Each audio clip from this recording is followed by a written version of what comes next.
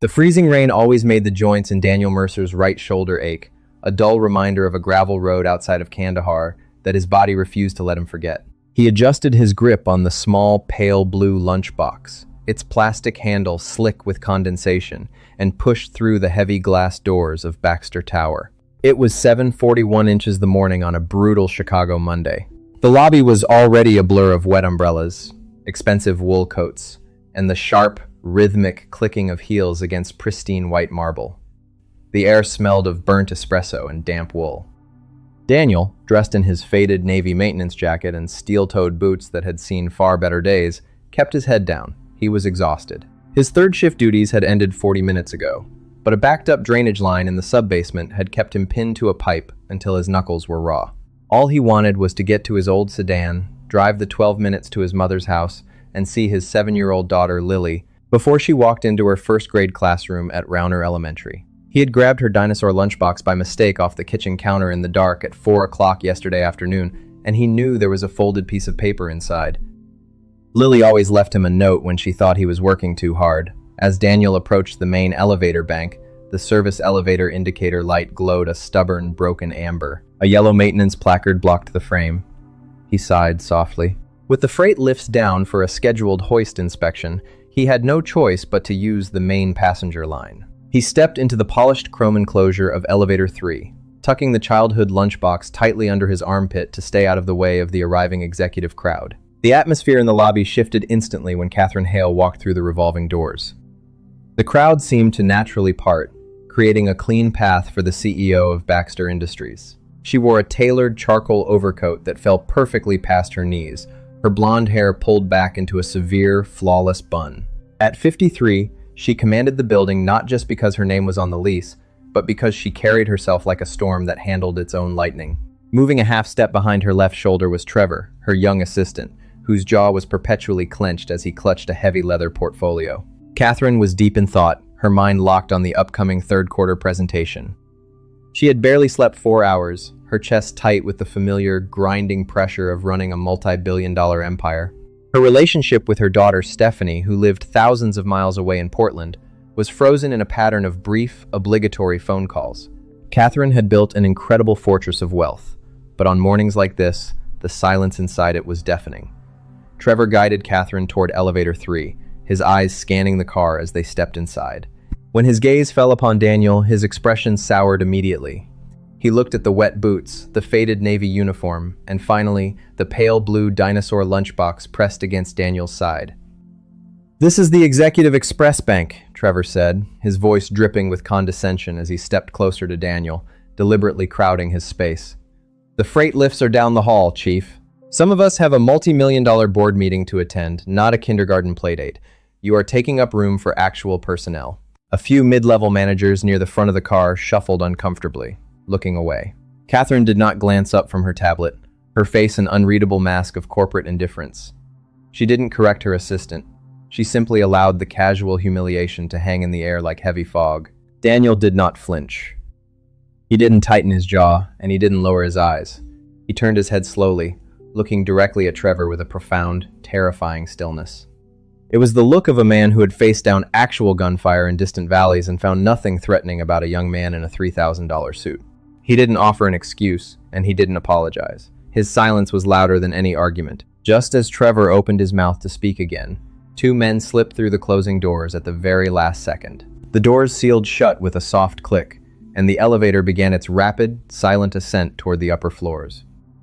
The two new arrivals were in their mid-30s, wearing ordinary business casual jackets. But Daniel's military instincts flared instantly. He noticed the way they stood. They weren't looking at their phones. They weren't looking at the floor indicator. They moved with a synchronized, aggressive geometry, one positioning himself directly in front of the control panel, blocking the emergency buttons, while the taller one, a man with a heavy, limestone jaw, turned his torso completely toward Catherine Hale. The air in the elevator suddenly turned ice cold. Daniel slowly shifted his weight to the balls of his feet, his fingers tightening around the handle of Lily's lunchbox. Foster Crane and Patrick Nowak had just stepped into the trap they spent weeks planning, and the climb to the 32nd floor had only just begun. The elevator passed the 5th floor. The digital display blinked a steady, cold white. The hum of the high-speed cables was the only sound inside the carriage until Foster Crane cleared his throat. It wasn't a nervous sound, it was deliberate, heavy with a rehearsed authority. "Miss Hale," Foster said, his voice low and vibrating against the steel walls. "We've tried reaching your legal team for 3 months. The Ridgefield contract shouldn't have been canceled. We need to talk about the distribution rights, and we need to do it right now." Catherine didn't flinch outwardly, but her grip tightened on her tablet until her knuckles turned a stark, bloodless white. She didn't look at him directly at first. She kept her eyes on the digital floor numbers, 6, 7, 8. "This is neither the time nor the place for a contract dispute, Mr. Crane," Catherine said, her voice dropping into her signature ice-cold executive register. "Step away from the control panel. My security team is waiting on 32. If you want to discuss terms, schedule an appointment through my office." Patrick Nowak, the shorter of the two men, let out a dry, mocking laugh. He didn't move away from the panel. Instead, he reached into his heavy winter coat, his hand disappearing beneath the fabric. An accounting clerk standing near the corner gasped softly, pressing her back completely flat against the mirror. Trevor, sensing an opportunity to protect his boss and redeem himself after his outburst at Daniel, stepped forward. His face was flushed with a mixture of fear and adrenaline. "Now look here," he blurted out, pointing a trembling finger at Foster. "You can't just corner the CEO in a restricted lift.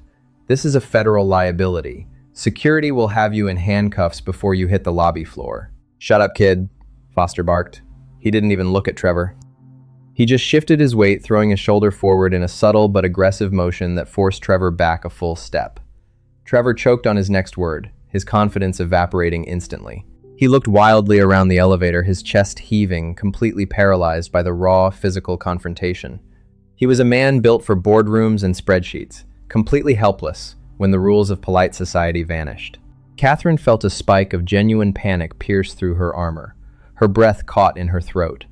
She looked at Trevor, seeing his terror, and realized with a sickening certainty that she was entirely unprotected. All her billions, her title, her security guards, 60 floors up, none of it mattered inside this moving metal box. She was vulnerable, and for the first time in 20 years, she had absolutely no control over the room. Daniel watched everything unfold in the reflection of the polished chrome wall. He didn't look at Catherine's face. He looked at her hands. He saw the slight, unmistakable tremor in her fingers. He saw Patrick's hand still buried inside his coat pocket, tracking the movement of his elbow to see if he was pulling a weapon or simply gripping an object to intimidate. It was a bluff. The posture was wrong for an armed assault. It was too stiff, too desperate. These were desperate men trying to force a signature or a promise before they were ruined. Daniel took a slow, deep breath, letting the stale elevator air fill his lungs. The training took over, the quiet, steady rhythm that had kept him alive through 2 deployments. He didn't shout, he didn't drop his lunchbox, he simply stepped forward. He slid into the empty space between Catherine Hale and Foster Crane. His movement was so smooth, so utterly devoid of panic or sudden aggression, that he was already standing there before Foster realized the gap had been closed.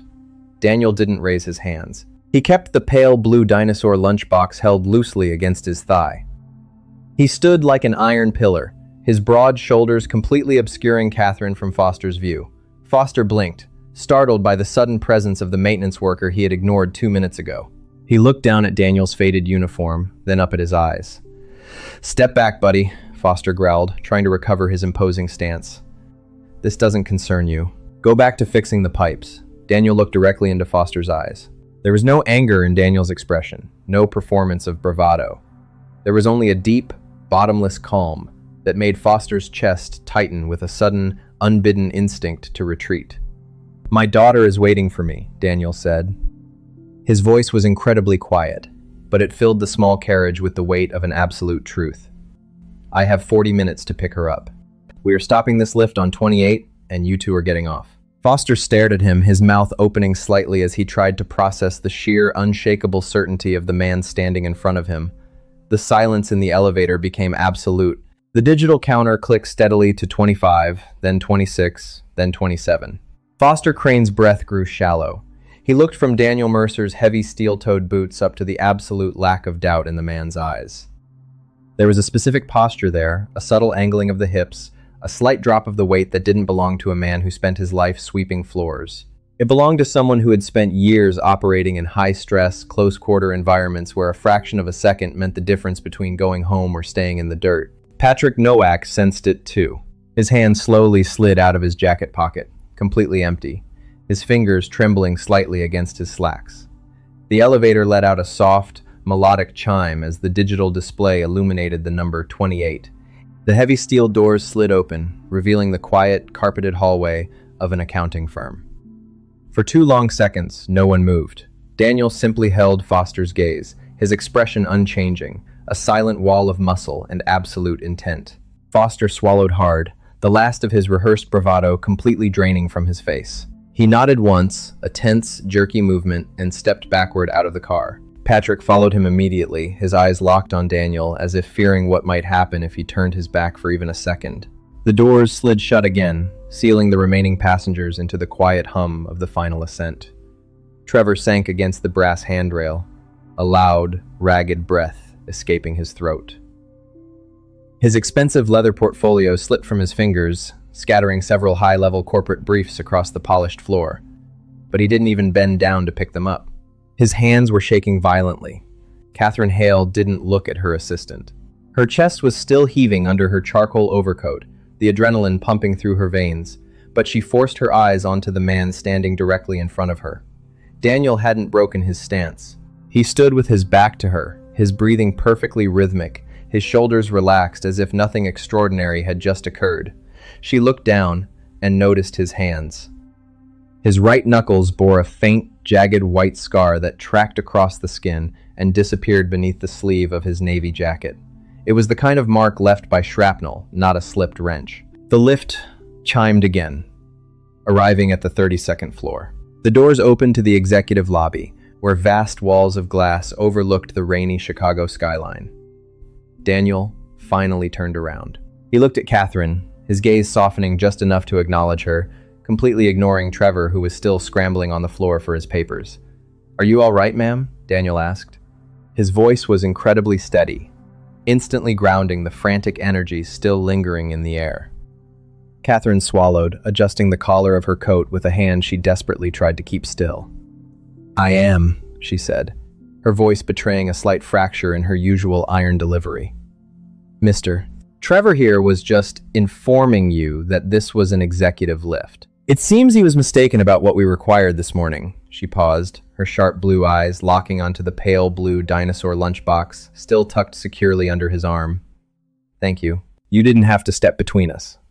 Daniel offered a brief, polite nod. "Anyone would have done it, ma'am. But if you'll excuse me, my shift ended an hour ago, and my daughter is waiting." He didn't wait for her to offer a reward or demand his name. He stepped out of the car, turned toward the service stairs, and vanished down the corridor with a swift, purposeful stride. Catherine watched the heavy fire door click shut behind him. The silence of the executive floor felt different now, hollower, less secure. She turned to Trevor, who was finally back on his feet, his face a blotchy red as he tried to rearrange his documents. "Find out who he is," Catherine commanded, her tone returning to its sharp, indisputable edge. "I want his file from the facilities contractor on my desk before the noon briefing." 20 minutes later, Daniel's old sedan rattled down the cracked asphalt of a quiet residential street in Bridgeport. The rain had slowed to a miserable, freezing drizzle. He pulled up to the curb in front of his mother's small brick bungalow, and before he could even turn off the ignition, the front door flew open. Lily came bursting out onto the porch, a bright splash of yellow in her oversized raincoat, her dark curls bouncing wildly around her face. She didn't care about the cold mud or the damp air. She flew down the concrete steps just as Daniel opened the car door and stepped out. He knelt on the wet pavement, completely unbothered by the dampness soaking into his uniform trousers, and caught her in his arms. Lily wrapped her small arms tightly around his neck, burying her face into the collar of his navy jacket. "Daddy, you're late," she murmured, her voice warm and sweet against his ear. Daniel squeezed her gently, the tension of the sub-basement shift and the elevator confrontation completely melting out of his muscles. "I know, sweet pea. I'm sorry. Traffic was heavy, and I had a little trouble with the elevators." He pulled back, looking down at her bright, wide eyes, his face illuminating with a genuine, brilliant smile that no one at Baxter Tower had ever seen. He held up the pale blue lunchbox. And I think I accidentally stole something important from the kitchen counter. Lily giggled, taking the box from his hands and pointing to the dinosaur sticker. You always forget yours. Grandma made me a sandwich in a bag, so I told her to leave this one for you. Did you read it? Daniel reached into his pocket, pulled out the small piece of notebook paper he had slipped out right before entering the building, and smiled. I did. It kept me company the whole morning. Lily's expression suddenly turned serious, her small hand reaching up to touch the faint shadow of exhaustion under his eyes. You look tired, Daddy. Are the big buildings loud at night? Daniel kissed her forehead, lifting her up effortlessly as he stood. Not when I'm thinking about getting back to you, he whispered. But as he carried her toward the passenger seat, Lily reached down, her small fingers tracing the jagged white scar on his knuckles. Daddy, she whispered, her voice dropping into a quiet, tentative tone that made his chest tighten. Did the bad men from the desert call you on the phone again last night? I saw you looking at the old green box in the closet before you went to work. The glass-walled atrium of Baxter Tower was bustling at 8 to 10 the following morning when Daniel stood near the Grand Central Fountain, checking a pressure valve on the water filtration unit. The storm from the previous day had left the city's infrastructure strained, and the building's secondary baseline systems were running hot. Daniel knelt on one knee, his canvas tool roll spread neatly beside his boots, his hands moving with efficient, practiced rhythm. Balanced on the edge of the granite fountain ledger was Lily's pale blue lunchbox. He had brought it back to ensure he returned it to her kitchen cabinet tonight, a small reminder of the warmth waiting for him at the end of the day. A sudden shadow fell over his workspace. Daniel looked up slowly. Trevor stood there, flanked by two junior corporate compliance officers. The assistant's face was sharp, his eyes narrowed with a toxic combination of lingering embarrassment and newfound malice. He had spent the last 24 hours hyper-aware that an accounting clerk had witnessed him freeze in terror, while a blue-collar maintenance worker handled a threat. He needed to reassert his dominance, and the crowded atrium was the perfect stage. I told you yesterday that you don't belong in the public tracks of this building, Trevor said, his voice carrying clearly across the echoey marble floor. Several passing executives slowed their pace, turning to watch. You manipulated a security situation to make yourself look like a hero, Mercer. But compliance checked the logs. You were off clock, using restricted executive transport without authorization. Daniel stood up smoothly, wiping his grease-stained hands on a rag. He didn't speak. He simply watched Trevor with that same unsettling, deep-sea calm. Trevor took a step closer, emboldened by the audience of high-level managers gathering near the elevators. You're a liability. A low-rent mechanic trying to play soldier. And frankly, carrying this trash around the main lobby is a violation of the corporate dress code. With a swift, arrogant flick of his leather portfolio, Trevor deliberately struck the pale blue dinosaur lunchbox. It slid off the granite ledge, hitting the polished marble with a loud, metallic clatter. The plastic latch broke, and the lunchbox popped open, spilling a small bag of carrot sticks and Lily's folded purple crayon note onto the wet floor. A collective murmur passed through the watching crowd. Trevor smiled, a cruel, satisfied smirk. Pick up your garbage and get out of my sight. HR will have your termination notice ready by noon. Daniel looked down at the purple note resting in a puddle of dirty rainwater. For a single fraction of a second, the air around Daniel grew so heavy, so dangerously still, that the two compliance officers instinctively stepped back. The quiet masculinity that defined him didn't shatter. It hardened into something sharp enough to cut glass. He didn't swing a fist. He didn't raise his voice. He simply knelt, picked up the damp piece of paper, dried it against his chest, and placed it carefully back inside the broken lunchbox. Before Trevor could utter another word, the private executive elevator doors behind them chimed and flew open. Catherine Hale walked out, but she wasn't walking with her usual commanding cadence. She was practically stumbling. Her phone was pressed hard against her ear, her face completely stripped of color, her eyes wide and glassy with a terror that bypassed all her corporate defenses. The voice coming through the speaker was frantic, distorted, and loud enough to cut through the lobby's ambient noise. It was a state trooper from Portland. Miss Hale, please stay on the line, the distant voice crackled. The multi-vehicle collision on Interstate 84, your daughter's vehicle was struck by a commercial semi-truck. She is trapped in the vehicle. The paramedics are trying to extricate her right now. She's hysterical. She's panicking. She's losing consciousness. Catherine let out a sound, a raw, strangled gasp that didn't sound human. The multi-billionaire CEO, the woman who ruthlessly negotiated international mergers, completely collapsed internally. Her phone slipped from her trembling fingers, shattering against the white marble. She clutched her chest, her breathing turning into shallow, violent hyperventilation. She couldn't speak.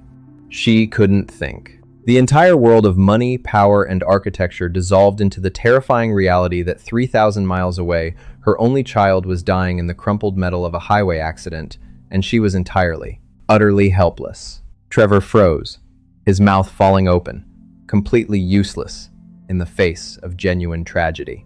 The surrounding executives shrank back, terrified of their boss's raw vulnerability, unsure of how to handle a deity who had suddenly proven to be entirely human.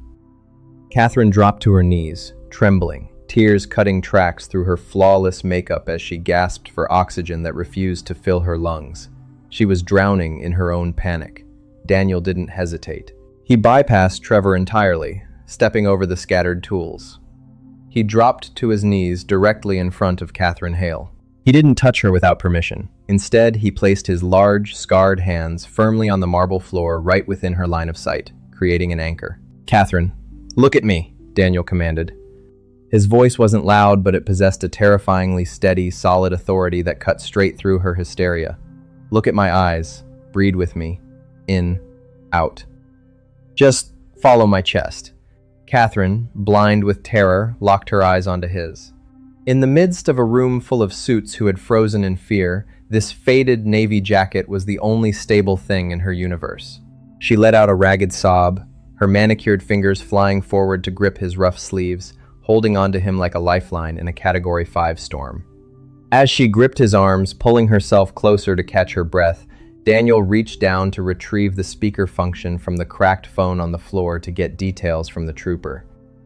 But as his sleeve pulled back, a heavy silver military identification tag slipped out from beneath his uniform collar, revealing a deeply engraved 3-star combat insignia and a specialized Black Ops unit designation that absolutely should not have belonged to a building maintenance technician. The cracked screen of the phone sizzled with static, the voice of the Oregon State Trooper cutting through the stunned silence of the Baxter Tower lobby like a blade. The multi-vehicle pileup on the rain-slicked interstate was worsening.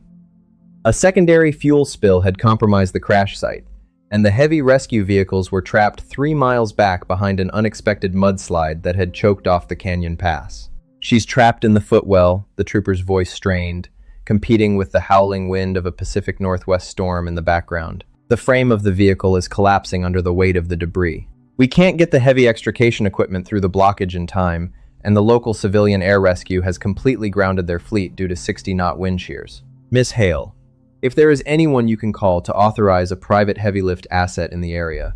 Catherine couldn't answer. The words died in her throat, replaced by a terrifying, hollow gasp as she clutched Daniel's arms. Her world was spinning. All her boardrooms, her global logistics networks, her billions of dollars in liquid assets, they were completely useless against a pile of wet rock and a twisted piece of American steel 3,000 miles away. She was just a mother, entirely stripped of her power, drowning in the absolute certainty that her daughter was dying in the dark. Trevor stood frozen 2 feet away, his face entirely blank with shock, his useless leather portfolio still clutched against his ribs. The surrounding executives looked at each other, murmuring in low, panicked whispers, entirely paralyzed by the sudden collapse of their leader. Daniel didn't freeze. The moment the word extrication left the trooper's mouth, the tired maintenance worker vanished. His posture shifted, his shoulders dropping into a rigid, commanding alignment that seemed to alter the very air pressure in the room. He picked up the cracked phone from the marble floor, his movements impossibly fast, his grip steady despite the moisture on the glass. "Trooper, this is Mercer," Daniel said. His voice had dropped an octave, losing its soft, Midwestern politeness and replacing it with a hard, crystalline authority that instantly commanded the line. "Give me the exact coordinate matrix of the blockage on Interstate 84. Is the Columbia River Gorge routing still open to low-altitude tactical approach?" There was a brief pause on the other end, the trooper taken aback by the sudden shift in tone. "Who is this?" "The civilian lines are closed." "Give me the coordinates, trooper," Daniel repeated, his tone so absolute it brooked no refusal. "Now." "Sector 4, mile marker 62. The trooper barked back, responding instinctively to the command in Daniel's voice. But like I said, the civilian airfields are locked down, zero visibility, hard ground stop. Nothing is flying into that gorge without hitting a canyon wall. Daniel disconnected the call and looked down at Catherine. She was still on her knees, her hands trembling violently as she looked up at him, her eyes searching his face for any shred of hope. Daniel reached into his collar and pulled the heavy silver military tag completely out from beneath his navy shirt, letting it drop against his chest.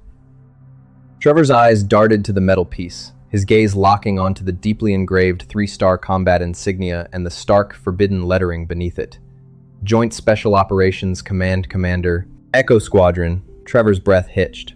He staggered back a half step, his mind scrambling to connect the man who had been cleaning the lobby drains with the legendary Black Ops aviation unit that civilian defense contractors only spoke about in whispered, classified briefings. Mercer. Trevor stammered, his voice cracking with a sudden, overwhelming terror. That's a Tier 1 tactical rating. Daniel ignored him completely. He leaned down, placing his large hands gently but firmly on Catherine's trembling shoulders, drawing her focus away from the crowded lobby and forcing her to look directly into his eyes. "Catherine, listen to me," Daniel said, his voice a steady, unbreakable anchor. "Your company keeps a Gulfstream G650 at the executive hangar at Midway, correct?"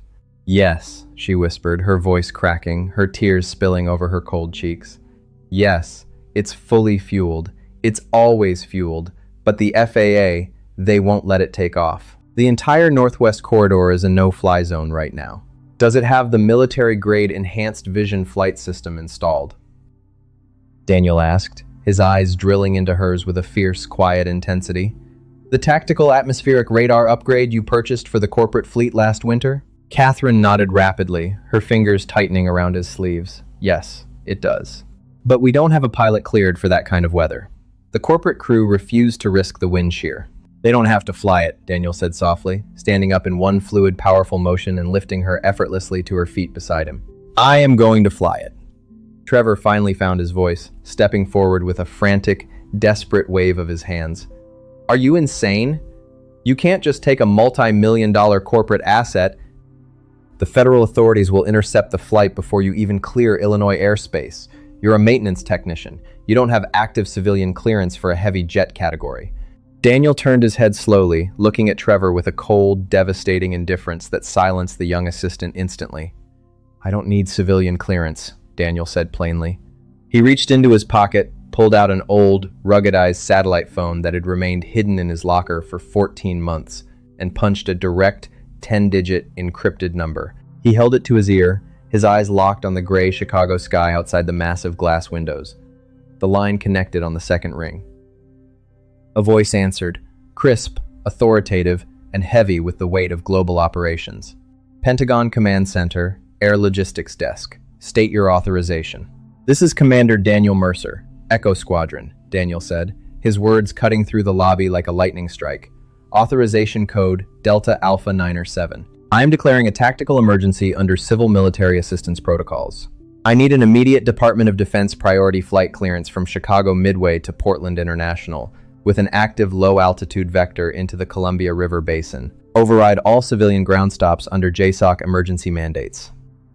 There was a 3-second silence on the phone, followed by the rapid, frantic clicking of a high-speed military keyboard. "Command cleared," the voice on the other end responded, the previous formality replaced by an immediate, rigid deference. "Signal locked, Commander Mercer.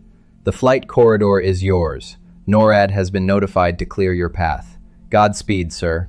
Daniel dropped the phone back into his pocket and turned back to Catherine, who was staring at him with a mixture of profound shock and a sudden, fierce dawn of hope. He reached down, picked up the broken pale blue dinosaur lunchbox from the marble floor, and tucked it securely beneath his arm. "Get your coat, Catherine," Daniel said, his face an unreadable mask of quiet, masculine strength. "We have exactly 34 minutes to hit the runway if we're going to bring your daughter home." The corporate SUV screamed across the flooded tarmac of Midway International Airport, throwing up twin walls of gray water before skidding to a violent halt outside the brightly lit bay of Hangar 7. The sleek, ultra-luxury Gulfstream G650 sat on the concrete, its massive twin engines whining in a low, frustrated idle, their exhaust distorting the freezing rain into shimmering waves of heat. Inside the hangar's glass-walled pilot lounge, Captain Arthur Vance was arguing furiously with two ground-handling managers when the heavy glass doors shattered open. Catherine Hale stepped in first, her charcoal overcoat damp, her face pale and hardened by a desperate maternal fury. Right behind her was Daniel Mercer, still dressed in his faded Navy maintenance jacket, carrying the broken, pale blue dinosaur lunchbox under his arm. Trevor lagged behind them, breathing heavily, completely out of his depth. "Miss Hale," Captain Vance said, turning quickly with his flight cap tucked under his arm. "I'm glad you're here, but I've been trying to tell your office for 20 minutes. The FAA has just issued a total atmospheric lockdown for the entire Pacific Northwest corridor. The wind shears in the Oregon gorges are breaking historical records. No civilian crew in the world is cleared to log a flight plan into that mess. It's absolute suicide." "We aren't logging a civilian flight plan," Daniel said. His voice was quiet, but it sliced through the pilot's frantic protests instantly. Vance blinked, his gaze dropping to Daniel's uniform, the grease stains on his canvas trousers, and the childish lunchbox. He looked offended. "Who the hell is this?" "Miss Hale, is this some kind of joke? Your building maintenance staff is lecturing me on aviation safety?" Trevor stepped forward, his voice trembling with a strange mix of residual anxiety and genuine terror. "Captain, just shut up and look at his credentials." He called the Pentagon. I saw the clearance screens change in the lobby. Daniel didn't wait for the argument to resolve. He walked right past Captain Vance, pushing through the secure security door and stepping onto the air bridge leading to the Gulfstream's main cabin. The interior of the aircraft was a masterpiece of cream, leather, polished walnut, and high-end corporate luxury, but Daniel didn't look at any of it.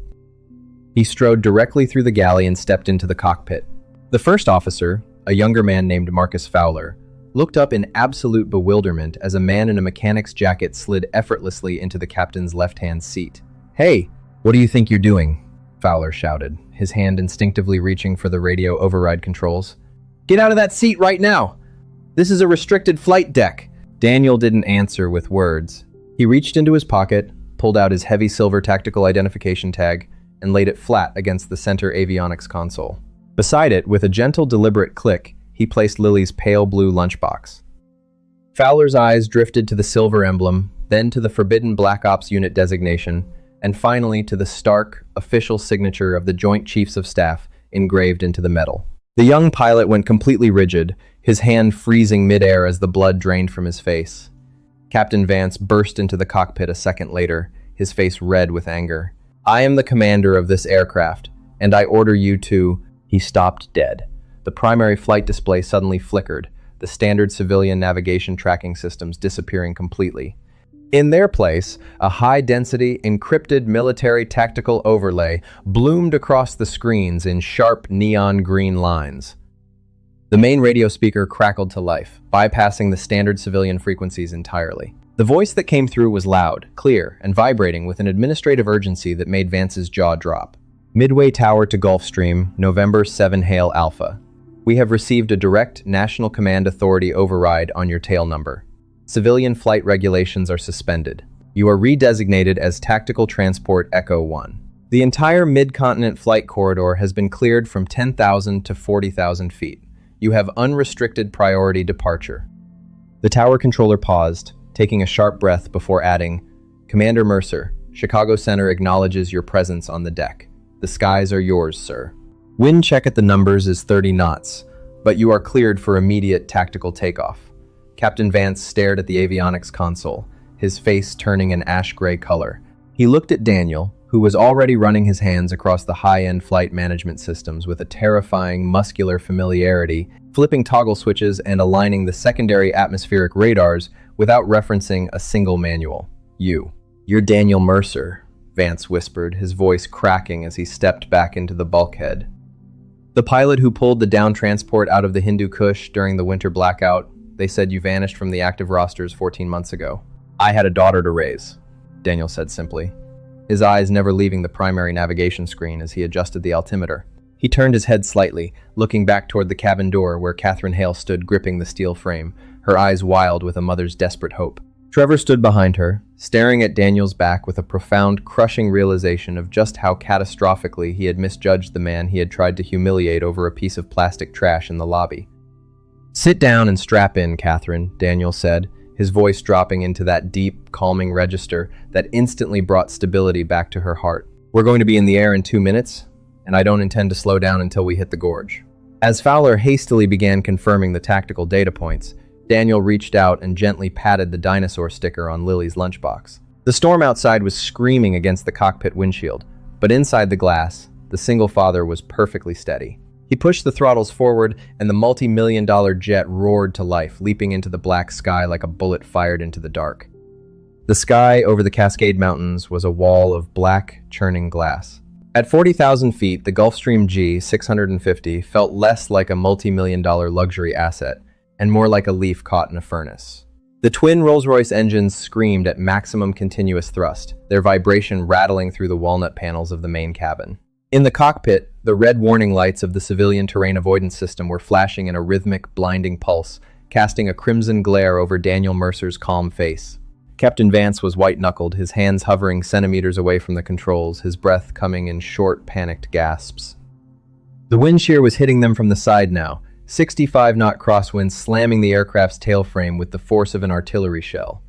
"We're slipping off the glide path," Vance shouted over the roar of the atmospheric pressure. "The secondary stabilization systems are overriding. We need to pull up, Commander. We're dropping into the canyon wall." Marcus Fowler, the young first officer, was frantically calling out altitude metrics, his voice cracking with the raw terror of a pilot who knew they were seconds away from a catastrophic structural failure. "Altimeter reading 9,000, 8,500. Visibility is absolute zero." Daniel didn't answer. He didn't tighten his grip on the yoke, and his breathing didn't accelerate by a single beat. His large, scarred hands moved with a fluid, terrifying elegance across the flight deck, pulling back on the secondary throttles just enough to let the nose drop into the teeth of the wind. He was using the violent updrafts of the canyon to stabilize the wings, a dangerous tactical maneuver that civilian flight schools considered a firing offense. Catherine Hale stood at the cockpit door, her fingers digging so deeply into the leather bulkhead that her nails were bleeding.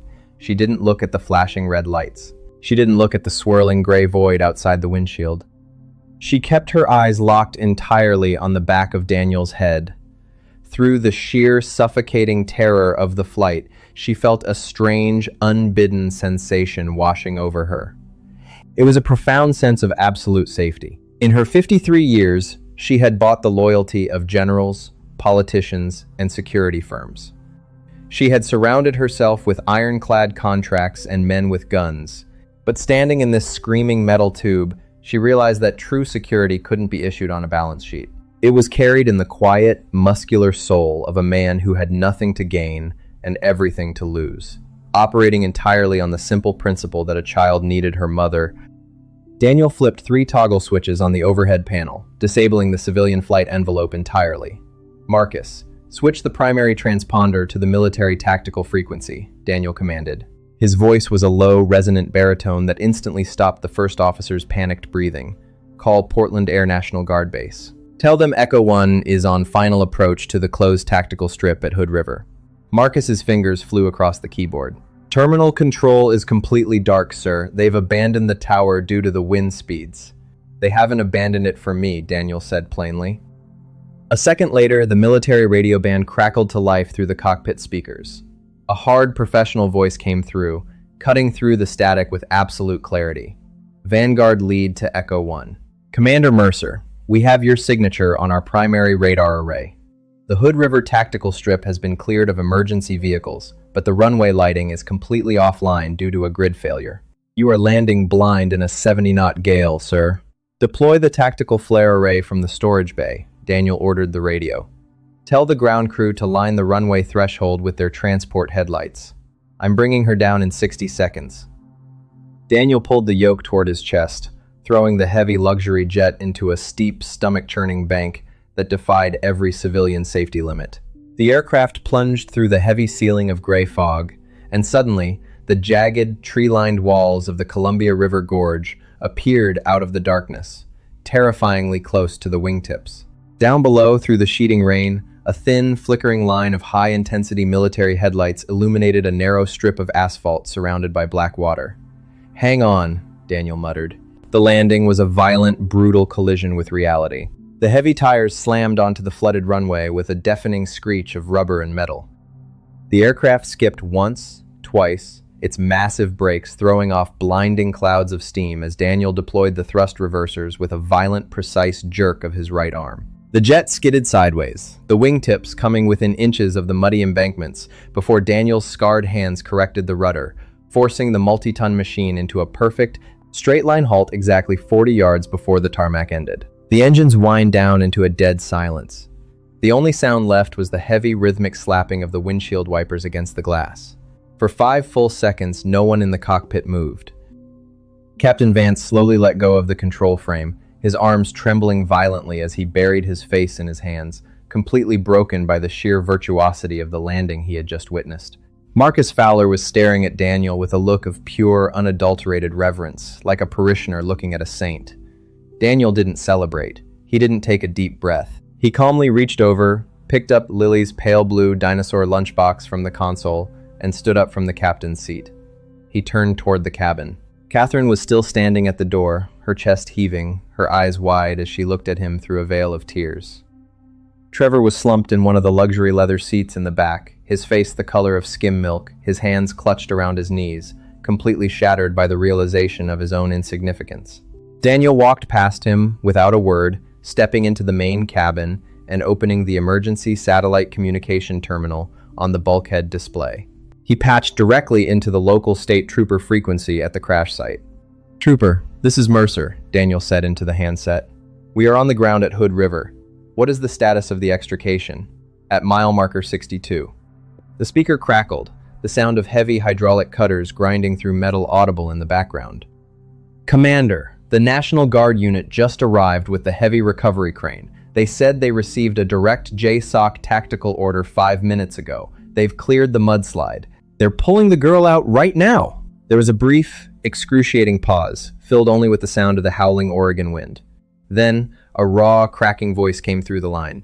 Young, terrified, but unmistakably alive. "Mom? Mom, are you there?" A man in a blue jacket. He said, "You were coming." Catherine let out a sharp, broken cry. She fell forward, her knees giving out completely as she collapsed against Daniel's chest. She didn't care about her executive dignity. She didn't care that her assistant was watching her break into a million pieces. She clutched the rough fabric of Daniel's faded Navy maintenance jacket, her face buried in his shoulder as she wept with a violent, overwhelming relief that shook her entire frame. Daniel didn't pull away. He stood there like an iron mountain in the middle of the storm, his large, solid arm coming around her shoulders to hold her up, providing the exact same quiet warmth he gave to Lily when the night terrors came. He looked over her head at Trevor, his eyes calm, steady, and utterly devoid of triumph. The single father had done his job. The storm was far from over, but for the first time in 20 years, Catherine Hale was wrapped in a safety that money could never buy. The sterile, fluorescent lights of the Hood River Memorial Hospital hallway felt vastly different from the high-stakes glare of the Baxter Tower boardroom. There were no marble floors here, only the soft hum of medical monitors and the quiet murmur of doctors passing by the trauma recovery wing. Stephanie Hale lay in the hospital bed, a thick white cast securing her fractured left wrist, her face bruised but her eyes bright and filled with tears as she clutched her mother's hand. For 3 hours, Catherine had not let go. The ruthless, untouchable CEO had completely vanished. She sat on the edge of the plastic visitor's chair, her tailored charcoal coat thrown over a corner rack, her sleeves rolled up as she spoke to her daughter in a soft, trembling voice that held no corporate edge, only a raw, maternal tenderness. They talked about the years of missed birthdays, the distance they had allowed to grow between them, and the terrifying moment the metal had crumpled on the interstate. For the first time in over a decade, the silence between them was replaced by genuine, healing warmth. Daniel Mercer stood outside the glass doorway, leaning quietly against the corridor wall. He had changed out of his damp maintenance jacket, wearing a clean gray thermal shirt, his heavy silver tactical tag tucked safely beneath his collar. Resting on the vinyl chair beside him was Lily's pale blue dinosaur lunchbox. Its cracked plastic latch held together by a neat strip of heavy-duty black electrical tape he had found in the Gulfstream's flight deck toolkit. Catherine walked out of the room softly, closing the door halfway behind her. She looked at Daniel, her eyes rimmed with red, but the hollow, exhausted look that had haunted her for months was entirely gone. She stopped 2 feet away from him, looking down at the taped lunchbox, then up into his calm, steady eyes. "She's going to make a full recovery," Catherine said, her voice cracking with a deep, emotional reverence. "The doctors said if the heavy rescue team hadn't arrived when they did, the fuel spill would have caught the undercarriage. You saved her life, Daniel. You saved my entire world." Daniel offered a small, reassuring nod, his features relaxed. "I just made a phone call, ma'am. The boys and the guard did the heavy lifting." "No," Catherine insisted, stepping closer, her hand rising instinctively to touch his arm. Her fingers trembled slightly against his sleeve. Everyone else in that lobby froze. "My money couldn't buy a single second on that highway. You gave me my daughter back because of who you are. I spent 20 years believing that power was something you build with wealth and architecture. But true power is the safety you carry inside yourself. You gave that to me without asking for a single thing in return." She paused, looking down at his scarred knuckles. "I know about Echo Squadron, Daniel. Captain Vance told me what you did in the military before you walked away. You could have any security firm in the world. You could run global operations for my entire logistics network. Why are you cleaning drains in my basement?" Daniel smiled gently, a quiet, masculine warmth filtering into his expression. "Because when I was in the desert, I realized that saving the world doesn't mean anything if you aren't home to pack your daughter's lunchbox. Lily needs a father who is awake on Tuesday evenings, not a commander who lives in a classified briefing room. The basement is quiet. It lets me be exactly what she needs me to be." Catherine looked at him for a long, silent moment, a profound respect settling deep into her heart. She realized then that this man had achieved a level of peace she had spent her entire life trying to buy. 4 days later, the atmosphere inside the Grand Executive Boardroom on the 32nd floor of Baxter Tower was thick with tension. The rain had stopped, replaced by a crisp, brilliant autumn sun that flooded through the massive glass windows, illuminating the long, polished mahogany conference table. Sitting on one side of the table were Foster Crane and Patrick Nowak, the two aggressive executives from Ridgefield Integrated Solutions. They were flanked by 3 high-priced corporate defense attorneys, their expressions smug and confident. They believed the elevator incident had been pushed under the rug, and they were prepared to force Catherine into signing the multi-million-dollar distribution contract under the threat of a prolonged legal battle. Trevor stood near the door, his face pale, his hands sweating as he clutched a fresh set of corporate briefs. He had spent the last 4 days in a state of absolute terror, waiting for the axe to fall after his behavior in the lobby. The heavy double doors swung open, and Catherine Hale walked in. She wasn't wearing her usual guarded, defensive expression. She walked with a calm, absolute certainty that made the Ridgefield lawyers instantly sit up straighter. Behind her walked Daniel Mercer. He wasn't in his grease-stained uniform. He wore a clean, dark navy polo shirt and slacks, carrying himself with the unmistakable, rigid posture of a Tier 1 military commander. Foster Crane's jaw dropped the moment his eyes fell upon Daniel. He instinctively shifted in his leather chair, his face turning a brilliant shade of crimson as the memory of Daniel's terrifyingly calm eyes in the elevator rushed back to him. "Miss Hale," Ridgefield's lead attorney began, clearing his throat loudly. "We are here to finalize the terms of the canceled licensing agreement.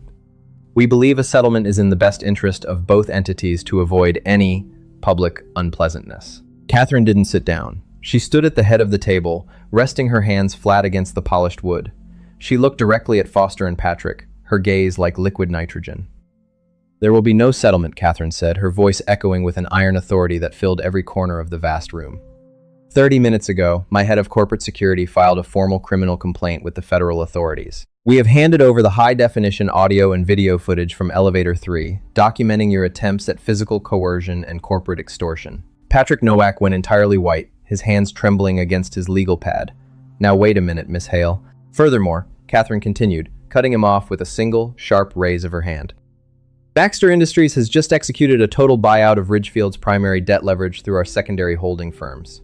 As of 9 o'clock this morning, I own your operational notes. Your contract is dissolved, your manufacturing licenses are revoked, and your board will be replaced by noon tomorrow. You are finished." Foster Crane scrambled to his feet, his face twisted with a mixture of rage and panic. "You can't do this. You're destroying our entire firm over a conversation in a lift. Who do you think is going to enforce this? This mechanic?" Daniel took a single step forward. He didn't raise his hands, but the sudden, predatory grace of his movement made Foster's voice die instantly in his throat. The 2 corporate compliance officers standing near the wall moved back, their eyes locked on the heavy, silver, three-star combat insignia resting openly against Daniel's chest. "The federal marshals are waiting in the lobby, Mr. Crane," Daniel said softly. His voice held no anger, only the cold, indisputable weight of an absolute judgment. "I suggest you walk out quietly before they have to carry you out." Foster swallowed hard, his chest heaving, his entire life's work crumbling to dust in the span of 60 seconds. Without another word, the Ridgefield legal team scrambled to pack their briefcases, practically pushing past each other to escape the room. Foster and Patrick followed them, their heads bowed in absolute public humiliation. As the doors began to close, Catherine turned her sharp blue eyes toward Trevor. The young assistant went entirely rigid, his knees knocking together beneath his expensive slacks. "Trevor," Catherine said, her voice dropping into a deadly quiet register, "you threw a child's lunchbox onto the floor of my lobby. You insulted a decorated veteran who saved my family because you thought your title made you superior to a man who works with his hands." "Miss Hale, please," Trevor stammered, tears springing to his eyes as he took a desperate step forward. "I was just trying to protect the corporate tracks. I didn't know who he was." "It shouldn't matter who he was," Catherine said, her delivery devastatingly cold. "Clear out your desk. You are terminated from Baxter Industries, effective immediately. And if I ever see your face in this district again, I will personally ensure your compliance file prevents you from holding a job as a legal clerk for the rest of your life. Get out." Trevor dropped his head, his face completely broken, and shuffled out of the room, completely ruined by the very arrogance he had used as a weapon. The boardroom fell into a peaceful, profound silence. Catherine turned to Daniel, a soft, genuine smile breaking across her face. She walked over to the table and picked up a newly printed corporate authorization document, handing it to him. "Effective today, the facility's maintenance third shift contract is reorganized," Catherine said. "You are the new director of corporate security and tactical logistics for the entire Midwest infrastructure. Regular day shift hours, no weekends. And your salary is locked at an executive tier. You'll be home every single day by 3 o'clock to pick up Lily." Daniel looked down at the document, then back up at her, his eyes softening. "Thank you, Catherine." "It's the least I can do for my director," she whispered, her eyes holding his with a subtle, growing warmth that suggested their story was only just beginning. An hour later, the sun was shining brightly over the brick playground of Ronner Elementary in Bridgeport. The bell rang, and a flood of children came bursting through the double doors, laughing and shouting as they ran toward the pickup line. Lily came running down the concrete steps, her bright yellow raincoat flapping behind her like a pair of wings. She stopped dead when she saw her father's old sedan pulled up to the curb. Standing beside the driver's door was Daniel, his broad shoulders catching the afternoon light, a brilliant, proud smile on his face. But he wasn't alone. Standing right beside him was Catherine Hale, dressed in a simple, elegant blue sweater and slacks, her hair loose and blowing gently in the autumn breeze. In her hand, held with a deep, careful respect, was the pale blue dinosaur lunchbox, its black electrical tape neat and secure. "Daddy!" Lily screamed, throwing herself forward and sprinting across the grass. Daniel knelt on the pavement, his large arms opening wide as he caught her effortlessly against his chest, lifting her up into the warm air. Lily wrapped her arms tightly around his neck, giggling happily before looking over his shoulder at the elegant woman standing beside them. "Who is your friend, Daddy?" Lily asked, her wide, curious eyes locking onto Catherine. Catherine stepped forward, her face illuminating with a soft, beautiful warmth that no board of directors had ever witnessed. She held up the pale blue container gently. "My name is Catherine, Sweet Pea," she said softly, her voice filled with a deep, emotional gratitude. "I came to return your lunchbox. And I wanted to tell you that your daddy is the bravest man I've ever met. Your note worked." He smiled today. Lily looked from Catherine to her father, her small face lighting up with absolute pure joy. She reached out, her small fingers taking the handle of the lunchbox, before patting Daniel's cheek. "I told you, Daddy," Lily whispered, her voice warm and sweet in the quiet afternoon. "When you carry the dinosaur, nothing bad can touch us." Daniel squeezed her tightly, looking over her curls into Catherine's eyes. The sky above Chicago was wide, clear, and perfectly still. The single father was finally home, his universe was safe, and for the first time in a very long time, the future looked absolutely beautiful.